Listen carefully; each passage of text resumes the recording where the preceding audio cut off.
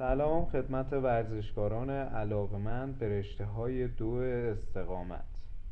توی این ویدیو قراره 3 اشتباه که حتی دونده‌های نیمه حرفه‌ای هم اونو توی تمرینات زمستانشون مرتکب میشن رو با هم بررسی کنیم. تا انتهای ویدیو همراه من باش.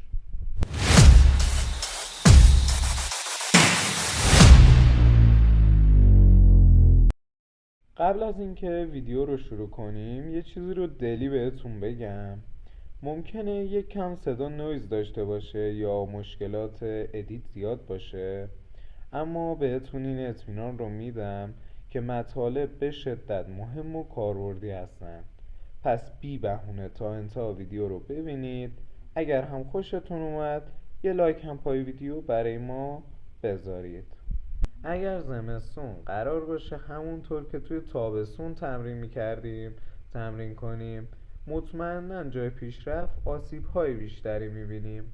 این ویدیو برای اون دسته از افرادی هستش که میخوان توی زمستون هم تمرینات موثری رو انجام بدن.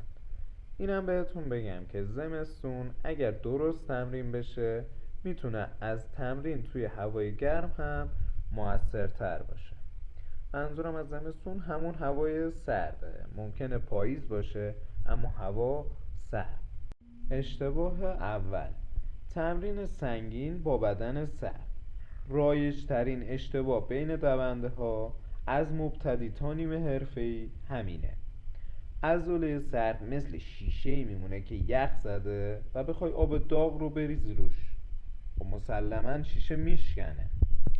ما توی زمستون بدنمون دیرتر گرم میشه، تندونهامون خشکترن، سیستم عصبیمونم کندتر عمل میکنه.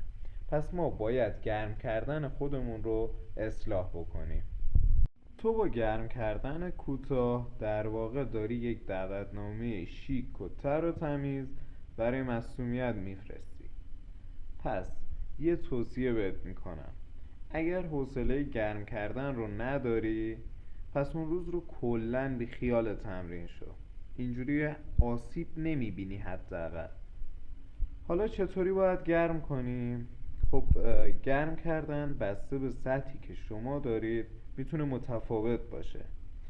اگه دوست داشتید گرم کردن مخصوص خودتون رو من بهتون بدم، سطحی که هستید، حالا رکورد هاتون رو برام کامنت کنید.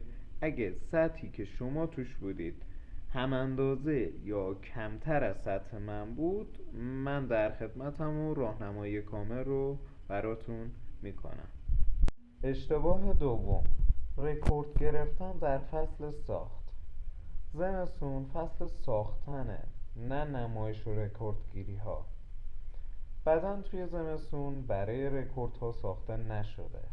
البته استثناهایی هم داریم، یعنی شما ممکنه بدون رکورد خودتون رو هم بزنید، ولی احتمال آسیب ها رو به شدت بالا میبرید و نسبت به ساخت پایه توی همون زمان پیشرفت کمتری دارید و کیفیت خواب و ریکاوری پایینتر، فشار روانی بیشتر از مشکلات دیگر این فصل هستند. این مشکلات رو تنها با یک قانون ساده میشه پشت سر گذاشت. اون قانون اینه: ثبات، قدرت، حجم درست برابر میشه با تمرین درست توی زمستون.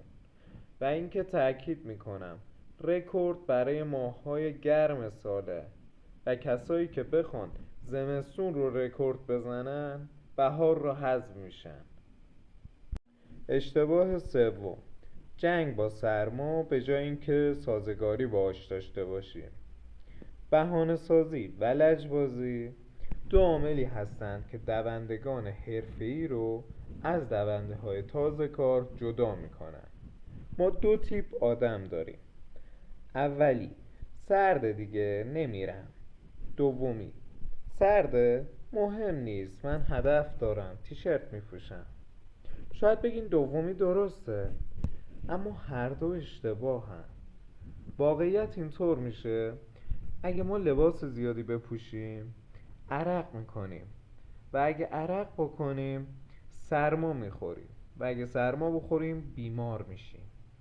و از اون ورم اگه لباس کمی بپوشیم انقباضات اشتباه داریم و در نتیجه آسیب میبینیم.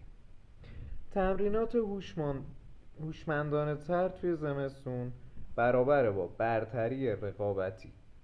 ما توی زمستون هوشمندانه تر تمرین میکنیم که از رقیب هامون و اصلی ترین رقیب یعنی خودمون برتری داشته باشیم.